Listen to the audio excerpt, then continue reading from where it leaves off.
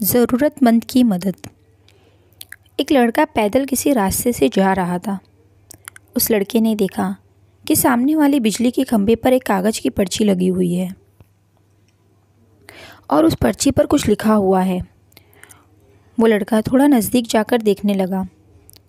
उस कागज़ की पर्ची में लिखा था, कल इस रास्ते से गुज़रते वक्त मेरे 100 रुपये कहीं गिर गए थे।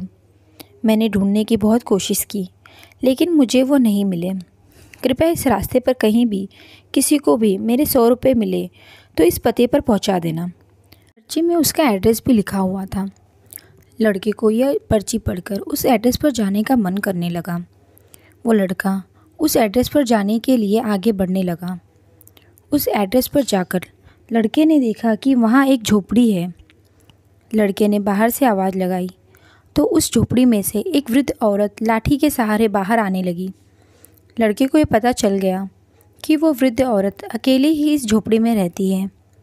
वो लड़के ने उस वृद्ध औरत से कहा, माँ जी, आपके 100 रुपये जो गिर गए थे वो मुझे मिले हैं, यह रहे आपके 100 रुपये।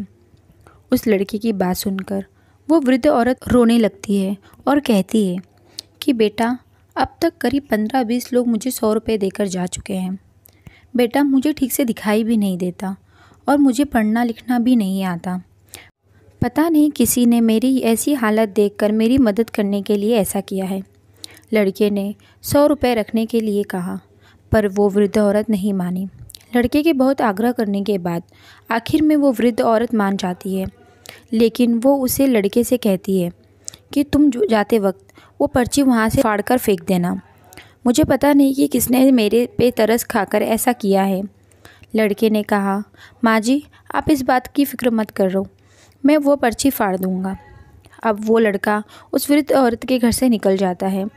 थोड़ी देर चलने के बाद उस लड़के ने सोचा कि आखिर मुझसे पहले आए हुए उन 15-20 लोगों को भी माँ जी ने पर्ची फाड़ने के लिए कहा होगा, लेकिन उनमें से किसी ने भी पर्ची नहीं फाड़ी, तो मैं फिर कैसे फाड़ सकता हूँ।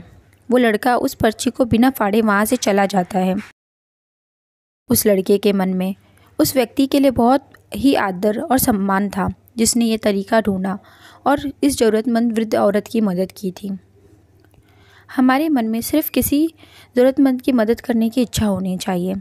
रास्ता अपने आप निकल आता है, क्योंकि मदद करने के लिए बहुत सारे तरीके होते हैं। हम किसी भी तरह मदद कर सकते हैं। अगर आपको हमारी स्टोरी अच्छी लगी हो तो अपने दोस्तों के साथ भी शेयर कीजिए और कमेंट करके ज़रूर बताइए। और साथ ही हमारे चैनल को लाइक और सब्सक्राइब भी कर सकते हैं। धन्यवाद।